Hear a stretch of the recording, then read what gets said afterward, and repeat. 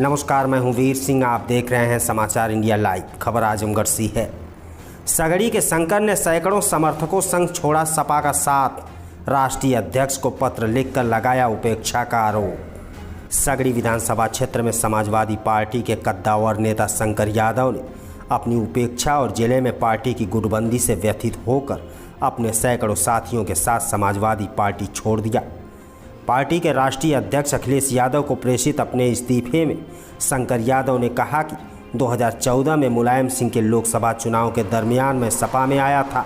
इसके बाद छोटा बड़ा जो भी दायित्व दल द्वारा दिया गया उसका मैंने पूरी ईमानदारी और लगन से निर्वहन किया। मीडिया से बातचीत करते हुए शंकर यादव ने कहा कि दल को मजबूत करने के लिए मैंने बलिया से लेकर सैफई तक की पैदल यात्रा की। जिले में नेताओं के आपसी द्वंद्व और गुटबंदी के चलते निष्ठा से जुड़े कार्यकर्ताओं की बराबर अवहेलना हो रही है। उपेक्षा से व्यथित होकर मैंने पार्टी त्यागने का निर्णय किया है। मेरा नाम शंकर यादव है। मैं एक समाज सेवा का कार्य करता हूँ। सर, आप सगड़ी के वरिष्ठ समाजवादी पार्टी के नेता थे, क्या कारण रहा कि कल आपने इस्तीफा दे दिया?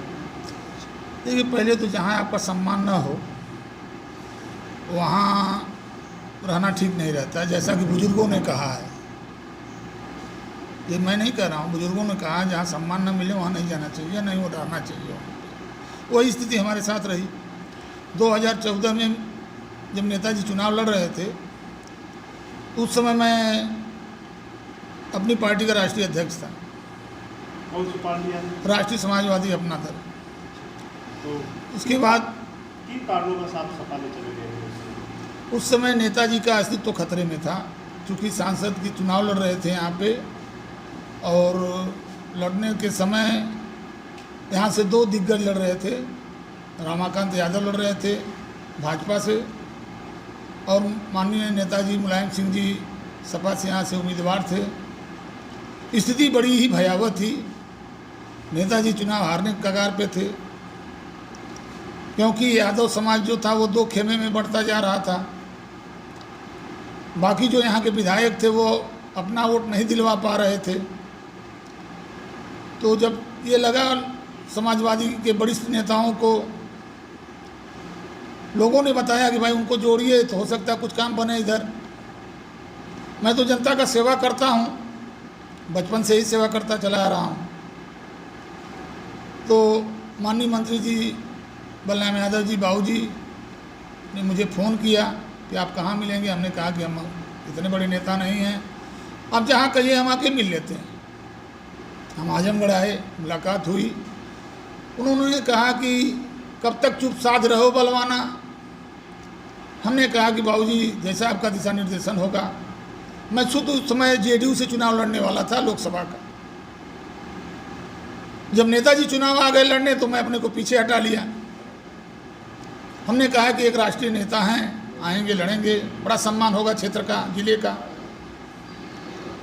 आने के बाद मैंने बाबूजी से कहा कि आप जैसा आप लोग निर्देशन करेंगे। भाई बड़े भाई माननीय मंत्री जी दुर्गा प्रसाद यादव जी थे, ये सारे लोगों ने। मैं उसी दिन आया, उसी जिस दिन पर्चा दाखिला था उस दिन बड़ा हंगामा हुआ, नेताजी के भी साथ हुआ। लेकिन मैं उस दिन ज्वाइन किया। इसके बाद जितना मेरे पास ताकत थी, तन मन धन, मैंने एक अधेला पार्टी से नहीं लिया था। और मैं कार्यकर्ताओं में समाज में घूम घूम करके मैंने जो इधर उधर बहक रहे थे बेचारे, जनता भोली होती है, जो जिधर समझाएगा उधर जाएगी। मैंने समझाया उनको कि भाई देश के नेतृत्व जो है दो ही लोगों पर टिकी हुई है, पूरा देश की निगाहें माननीय नेताजी आजमगढ़ से लड़ रहे हैं उनके ऊपर, माननीय वर्तमान में प्रधानमंत्री नरेंद्र मोदी जी जो लड़ रहे थे बनारस से। तो आप लोग ऐसा ना करें, इनको नेताजी को चुनाव जिता दीजिए। लोगों ने चुनाव नेताजी को जिता दिया। इसके बाद जैसे लगा कि मैं उस पार्टी का है ही नहीं हूँ। कोई सम्मान नहीं, कोई कभी पूछ नहीं। जिले पर मीटिंग होती थी उसमें भी मुझे नहीं बुलाया जाता था। 4 साल सरकार, लगभग 14 से लेकर 17 तक सरकार रही। मैंने 2016 में समाजवादी पार्टी माननीय अखिलेश यादव जी के जो सरकार की नीतियाँ थीं उनको लेकर माननीय जयप्रकाश नारायण जी की जन्मभूमि शताब्दी जो एकदम फैजा छपरा के बॉर्डर पर है, घाघरा नदी के किनारे, वहाँ से ले करके और माननीय मुलायम सिंह यादव की जन्मभूमि सैफई तक मैंने पदयात्रा की। और सरकार थी, और उस सरकार में जितने भी वहाँ से लेके मैंने एक रिपोर्ट सौंपी थी, यशहारस यादव जी जिंदा थे, उनको अबाऊ जी भी वहाँ मौजूद थे। मैंने रिपोर्ट दिया कि अखिलेश यादव से कोई नाराज़ नहीं है, जनमानस कोई नाराज़ नहीं है, लेकिन जो उनके विधायक हैं उनसे सारी जनता नाराज़ है। अगर समय रहते नहीं चेतेंगे तो स्थिति बड़ी भयावह होगी। ये कोई दोबारा जीत के आने वाले नहीं है। जिसमें 2-3 लोगों का मैंने नाम लिया था, वही लोग वापस आए। हमने कहा आजमगढ़ से माननीय दुर्गा प्रसाद यादव और अतरौलिया से संग्राम यादव, यही 2 लोग आ सकते हैं, बाकी कोई तीसरा लगभग नहीं कोई आएगा उधर से। अब वही हुआ, यहाँ से ले करके और सैफई तक साफ हो गई समाजवादी।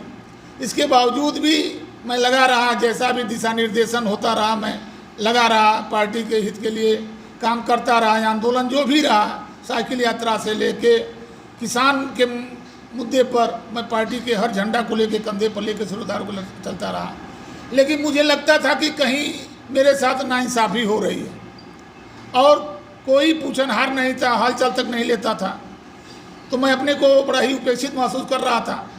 हमने कहा कि समय रहते ही समाजवादी से किनारा करना ही भला है।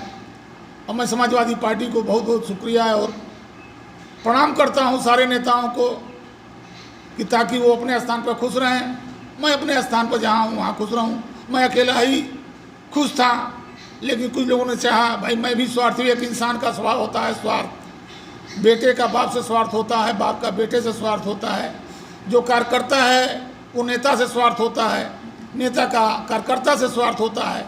जब स्वार्थ की सिद्धि कुछ नहीं होगी, सम्मान तक नहीं मिलेगा, तो न तो कार्यकर्ता रह जाएगा, न बाप बेटा के साथ रह जाएगा, न बेटा बाप के साथ रह जाएगा। ये स्थिति है। तो मैं बहुत ही अपने को दुखित मन से कह रहा हूँ कि मुझे बहुत दुख हुआ पार्टी को छोड़ते हुए, लेकिन मजबूरी में जब सम्मान नहीं मिलेगा तो एक कहावत है गाँव की भोजपुरी में कि बेहयाई का कितना दिन आप करेंगे। तो बेहयाई करके हम कितना दिन समाजवादी में चलेंगे। मैं 1983 में कन्याकुमारी से दिल्ली की पदयात्रा किया था। मैंने चंद्रशेखर जी के साथ रह करके समाज में सेवा करने का काम किया, उनका बरदहस्त मेरे ऊपर था। नेताजी के साथ मुझे काम करने का मुझे मौका मिला, उन्होंने मेरे पर विश्वास जता करके 1991 में मुझे टिकट दिया था और जिले में सबसे ज़्यादा वोट मैंने लिया था, सबसे ज़्यादा। भाई रामदर्शन जी निजाम पे लड़े थे। 12 बजे रात में मैंने जाके टिकट दिया था रामनरेश यादव जी को कोरिया पार में। इसके बावजूद स्थिति ये है कि जब विश्वास नहीं रहेगा तो साथ रहने का क्या मतलब। आगे की क्या योजना है? अब आगे की निर्णय देखा जाएगा क्या होगा। अभी कुछ ऐसा नहीं, अब किसी दल में जाने को मिल। राष्ट्रीय अध्यक्ष जी को पत्रक में आपने लिखा है कि गुटबाजी चल रही, किस तरह की गुटबाजी का आपने जिक्र किया था? देखिए, गुटबाजी ये है कि पूरे जिले में जितना गुटबाजी है शायद किसी दल में नहीं होगा इतना गुटबाजी। उसमें दिखाया जाता है ये फला के आदमी है, ये फला के आदमी है, ये फला के आदमी है, ये फला के आदमी है। दल को चलाने के लिए फला के आदमी की जरूरत नहीं पड़ती है। दल के लिए सबको एकजुट होना पड़ता है। तब परिवार को, अगर परिवार में ये चलने लगेगा कि सब अलग अलग, तो वो अलग है, मान लीजिए उनको। लेकिन हमारे जिला में समाजवादी परिवार में बहुत बड़ा गुट बना हुआ है और यह गुट पार्टी के लिए, शरीर पार्टी के लिए सेहतमंद नहीं है, नुकसानदायक है, नुकसानदेह होगी। इसे मैं चैलेंज के साथ कहता हूँ। आगे किसी पार्टी में जाने का? अभी किसी पार्टी में जाने का मेरा मन नहीं है। सगड़ी से आप समाजवादी पार्टी के टिकट के प्रबल दावेदार थे, क्या लगता है 2022 में किस तरह से चुनाव लड़ेंगे आप? अब देखिए, तो दल हमने छोड़ दिया है, अब क्या होगा क्या नहीं वो तो भविष्य पर निर्भर है, उसका कोई अभी मेरा कोई इरादा नहीं। आपकी अपनी खुद की पार्टी, क्या उसको निखारेंगे या किसी और राजनीतिक पार्टी को चूज करेंगे? कोशिश करेंगे, निखारें उसको निखारेंगे। अपनी पार्टी? हाँ, निखारेंगे। अच्छा, जिले में गुटबाजी का मेन मकसद क्या है? कौन लोग ऐसे हैं जो गुट को फैलाया और बर्बाद करते हैं? अरे भाई, वो तो अखिलेश जी खुद ही जानते हैं। अखिलेश जी राष्ट्रीय अध्यक्ष हैं, पार्टी के सर्वे सर्वा हैं। मैंने कहा भी उनको एक बार कि अध्यक्ष जी, पहले आपका आजमगढ़ घर हो गया है और घर में गुटबाजी हो, ये अच्छी बात नहीं है। माननीय विधायक जी दुर्गा प्रसाद यादव जी थे, कमला यादव थे, तमाम हमारे पार्टी के कार्यकर्ता भी थे वहाँ पे। सबके बीच में कहा कि मैं सम्मान करता हूँ, मेरा कोई किसी से अदावत नहीं है, कोई दुश्मनी थोड़ा है। हमने पार्टी के हित के लिए कहा कि गुटबाजी बढ़िया नहीं है, गुटबाजी को ख़त्म कर दीजिए, अध्यक्ष को हटा दीजिए, किसी दूसरे अध्यक्ष को बनाइए, किसी को बनाइए, किसी दूसरे अध्यक्ष बना दीजिए, ताकि पार्टी के अंदर गुटबाजी ख़त्म हो जाए। और यह गुटबाजी नहीं ख़त्म होगी तो पार्टी के सेहत के लिए बड़ा ही नुकसानदेह होगा। तो आगे अभी किसी पार्टी में जाने का अभी जाने का कोई उम्मीद नहीं है। सर कयास लगाए जा रहे हैं कि आप किसी राजनीतिक पार्टी के संपर्क में, क्या ये सही है? हम कहीं से नहीं, आप अच्छे बताइए, भालू से फुकवाने वाला देश है कहा जाता है ना। हम लोग जब छोटे छोटे थे तो तमाम अटकरे वो लेके आते थे हमारे हरौली से, वो भालू लेकर के गांव में खिड़की से औरतें बुलाती कि बाबा हेने आवा, तो बबुआ कहीं फुकवा दा पूरा फुंसी नहीं हुई, डॉक्टर के पास नहीं जाएंगे। तो स्थिति ये है, कहने के लिए सब लोग स्वतंत्र हैं। सगड़ी की जनता आप पे बहुत विश्वास करती है और आप पर भरोसा करती है, तो 2022 में कैसे उनका वोट देगी? अगर जनता कहेगी, जनता मेरे ऊपर विश्वास जताएगी, तो मेरी एक दिली इच्छा है, उसे पूरा करने की कोशिश करूंगा। मैं चाहता हूं कि देवारे के लोगों के लिए। सर आपने एक बार पद यात्रा भी की थी, उस पद यात्रा का जिक्र आपने पत्र में किया, किस तरह की पद यात्रा थी, क्या था उसमें? कहाँ का?